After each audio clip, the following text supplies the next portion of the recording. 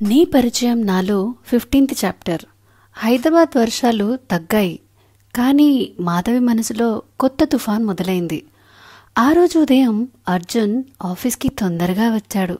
డెస్క్పై ఒక కవర్లో లెటర్ ఉంది. Global tech Singapore, offer of vice president operations. Arjun కాసేపు లెటర్ చేతిలో పట్టుకుని నిలబడ్డాడు. ఇది అతని కల, అంతర్జాతీయ స్థాయిలో పనిచేయడం. కానీ మనసులో ఒక మాట ప్రతిధ్వనించింది. మాధవి లేకుండా ఈ విజయానికి అర్థముందా? ఆ మధ్యాహ్నం మాధవి ఆఫీస్కి వచ్చింది. అర్జున్ చిరునవ్వుతో అన్నాడు, మాధవి, నాకు ఒక ఆఫర్ వచ్చింది సింగపూర్లో. ఆ మాట విన్న క్షణం ఆమె కళ్ళల్లో వెలుగు తగ్గింది. అంటే నువ్వు వెళ్ళిపోతున్నావా అని అడిగింది.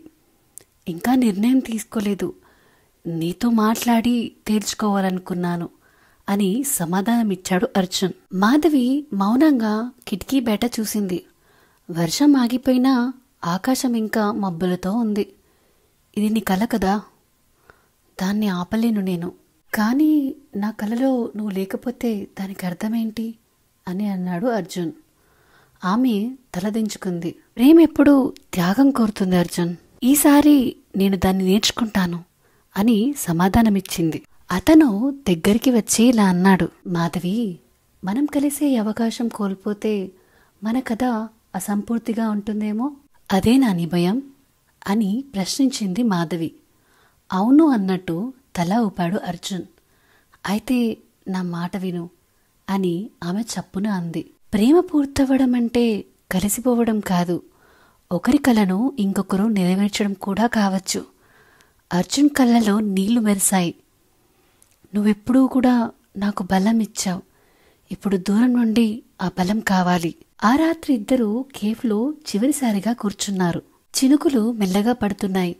మాధవి కాఫీని చేతిలో పట్టుకుని అంది, నువ్వు సంతోషంగా వెళ్ళు అర్జున్, నేను నీకోసం ఎదురు చూస్తాను.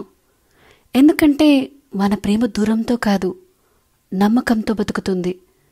అర్జున్ నెమ్మదిగా ఆమె చేతిని తాకాడు. నువ్వు ఎదురు చూస్తావని చెప్పావు, అది చాలు నాకు అని అర్జున్ అన్నాడు. వారు ఆ రాత్రి నిశ్శబ్దంగా కూర్చున్నారు.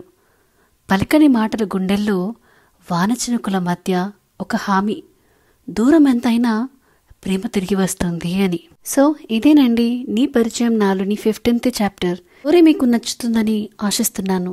ఇలాంటి మరిన్ని ఆసక్తికరమైన కథల కోసం మన ఛానల్ ద నావెల్ విస్పరర్ని సబ్స్క్రైబ్ చేసుకోండి. ఈ వీడియో నచ్చితే లైక్, షేర్, కామెంట్ చేయడం మాత్రం మర్చిపోకండి.